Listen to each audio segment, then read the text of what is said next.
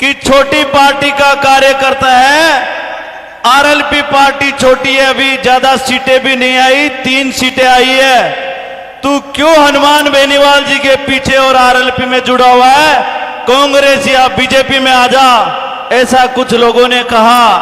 तो मैंने यही कहा कि हनुमान बेनीवाल जी के पीछे क्यों हूं मैं?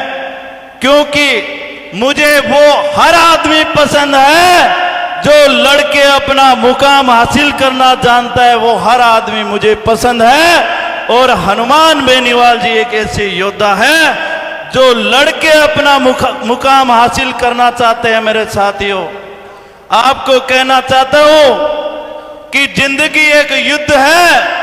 अगर बड़ी चीजों के लिए नहीं लड़ोगे तो छोटी छोटी चीजों से उलझ के मर जाओगे, क्योंकि मौत निश्चित है, मौत सबको आएगी। इसीलिए कहना चाहता हूं साथियों, बुजुर्गों, नौजवान साथियों, माताओं, बहनों, लक्ष्य बड़ा बनाओ। बड़े लक्ष्य के लिए लड़ना है। छोटे छोटी चीजों के लिए लड़ोगे तो जिंदगी छोटी छोटी चीजों में ही बीत जाएगी। लक्ष्य बड़ा बनाओ। क्यों बनाओ?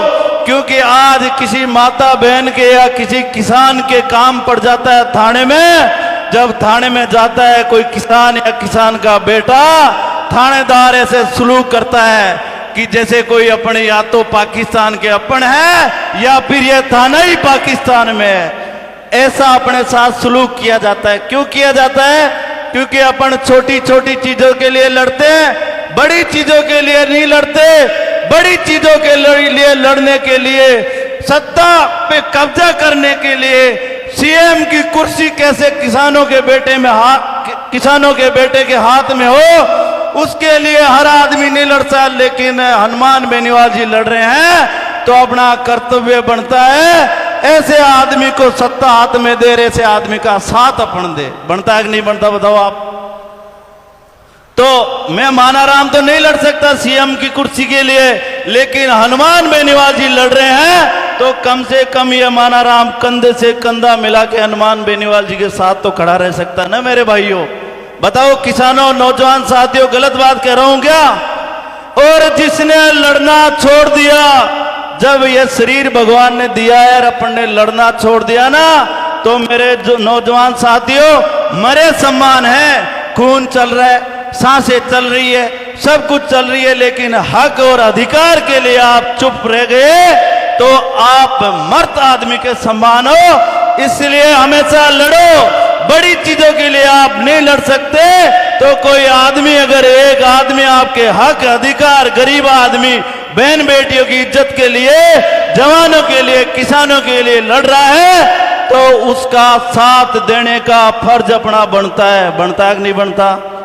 तो मैंने उस जो 2 आदमी 3 आदमी मेरे को कहे क्यों हनुमान बेनीवाल जी के पीछे पीछे घूम रहा है, तो मैंने कहा राजस्थान में वह एक आदमी है जो ईमानदारी के साथ, और मुझे लगता है कि एक ही इंसान है जो दलित, शोषित, पीड़ित, जवान, बहन बेटियों की इज्जत के लिए, किसानों के लिए हमेशा लड़ता है। मैं उसका साथ दूंगा, बड़ी पार्टियों का साथ नहीं दूंगा, क्योंकि बीजेपी और कांग्रेस को हमने 25 साल से देखा है। जब मैं छोटा 5-10 साल का था, सांबर के पास में मेरा गांव है, सांबर फेमस है। सांबर खारे पानी की झील के लिए नमक बनता है, तो उस टाइम भी खारा पानी पीते थे। और गहलोत जी ने 15 साल राज कर लिया, वसुंधरा राजे ने 10 साल राज कर लिया, लेकिन ये मानाराम और इसका गांव और आसपास के लोग आज भी खारा पानी पी रहे हैं। बताइए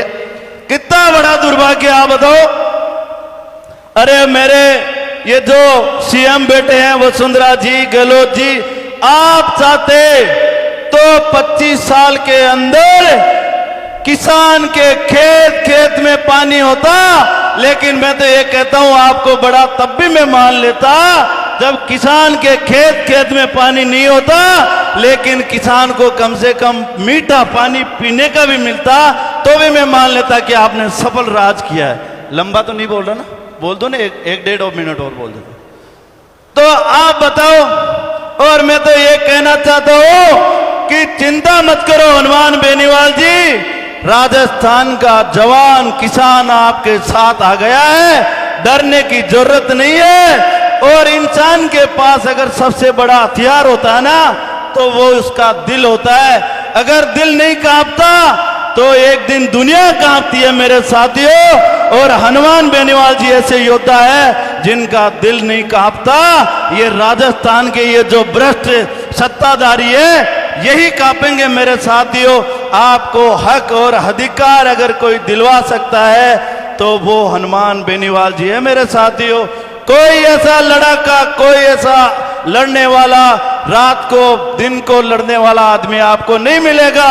मेरे गांव में एक बीजेपी का कार्यकर्ता था, उन्होंने कहा क्या खास बात है हनुमान बेनीवाल जी में। मैंने कहा खास बात तो मैंने देखी या नहीं देखी, लेकिन दिन में 2 बजे पसीने के अंदर शर्ट भीगी हुई देखी है हनुमान बेनीवाल जी की, और सुबह 5 बजे तक वह शर्ट वैसी की वैसी भीगी है। यह मेहनत करने का जोश मैंने हनुमान जी में देखा है, बाकी किसी में नहीं देखा।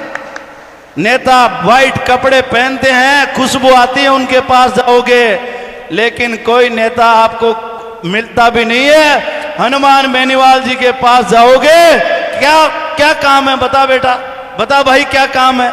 कभी कभी ऐसा लगता है कि हमारा कोई रियल भाई सांसद है, हमारी खुद की पार्टी है, हमारा भाई सांसद है, संसद के अंदर बैठा है, ऐसा हमें महसूस होता है। इसलिए हम हनुमान बेनीवाल जी के साथ हैं। यही कहना चाहता हूं, बहुत बड़े बड़े लोग बैठे हैं यहाँ पर, मैंने नाम भी नहीं लिया। हमारे प्रदेश अध्यक्ष जी है, छूटन जी भाई साहब है, रणदीप जी भाई साहब है जो प्रदेश युवा मोर्चा के प्रदेश अध्यक्ष है, डोरवाल जी है, शंकर जी है भाई साहब, में मेला जी है। मैं नाम तो नहीं ले पाऊंगा, लेकिन छोटा कार्यकर्ता हूं। मैं तो आपको यही कहना चाहता हूं कि प्रण ले लो, 6 महीने तक हनुमान बेनीवाल जी के साथ कंधे से कंधा मिला के खड़े रहेंगे। काम 6 महीने कम चल जाए, वही छाछ रोटी दाल खा लेंगे, 6 महीने और पीछे चले जाएंगे। सब कुछ छोड़ दो, नॉर्मल काम चलता है वैसा करो।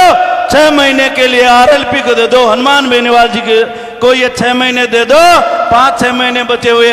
मेरे साथियों, आपको कभी ये महसूस नहीं होगा और ये सुनाई नहीं देगा कि राजस्थान के अंदर एक नाबालिग बेटी का रेप हो गया, बलात्कार हो गया, किसी दलित युवती के साथ, किसी दलित के साथ ये हो गया।